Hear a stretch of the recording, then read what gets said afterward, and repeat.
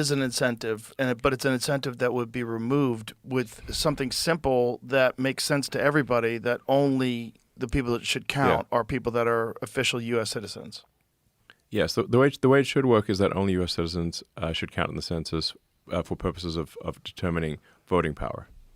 Because people that aren't legal can't vote, supposedly. They're not supposed to be voting, but they do.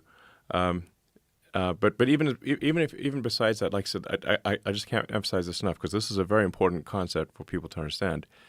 Is that the law as it stands counts all humans with a pulse in a state for deciding how many House of Representative votes and how many presidential electoral college votes a state gets. So the incentive, therefore, is for California, New York, Illinois, to maximize the number of illegals, so that they take House seats away from red states, assign them to California, New York, Illinois, and so forth.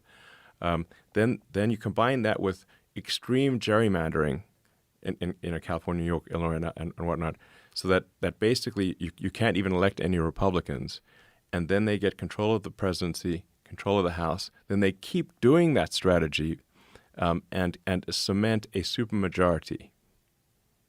That is what they're trying to do. So that would essentially turn the entire country into California. Yes. Where you have differing opinions, but it doesn't matter because one party is always in control. Yes. When you first started digging into this, when you first started, before you even accepted this role of running Doge and being a part of all that, did you have any idea that it was this fucked up? I did, yeah. I mean, I sort of. When did you start knowing? I guess about 2 years ago. Isn't that crazy? Yeah, relatively recently, Yeah. So maybe I started having. Well, I started basically having a bad feeling about 3 years ago, which is when why I felt it was critical to acquire Twitter and have a maximally truth-seeking platform, not one that suppresses the truth. It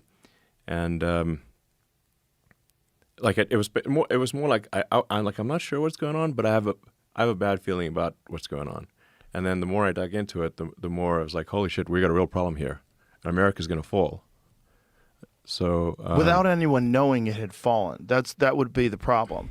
It could have fallen and been unrepairable without anyone really being aware of what had happened, especially if you didn't buy Twitter. Yes, that's it. Look, buying Twitter was a huge pain in the ass, and made me a pincushion of attacks, dab. Everybody loved you before that. Well, some people still loved me. A lot of people loved you. A lot of lefties loved you. I was a hero of the left. It was a thing. If you drove a Tesla, it showed that you were environmentally conscious, and you were on the right side. Yeah. Yeah. I mean, I'm still the same human. I didn't have a brain transplant since in 3 years ago. Well, that's my favorite bumper sticker that people put on Teslas now. I bought this before Elon went crazy. I took a picture of one the other day. Oh, you found this? Somebody. Oh yeah, I've seen 3 or 4 of them. People that have these bumper stickers on their car. It says, "I bought this before Elon went crazy." Because when people were vandalizing Teslas, the most unhinged. There was an organized campaign to literally burn down Teslas, and we had one of our dealerships got shot up with a gun. They fired bullets in the Tesla dealership. They were burning down cars. It was crazy.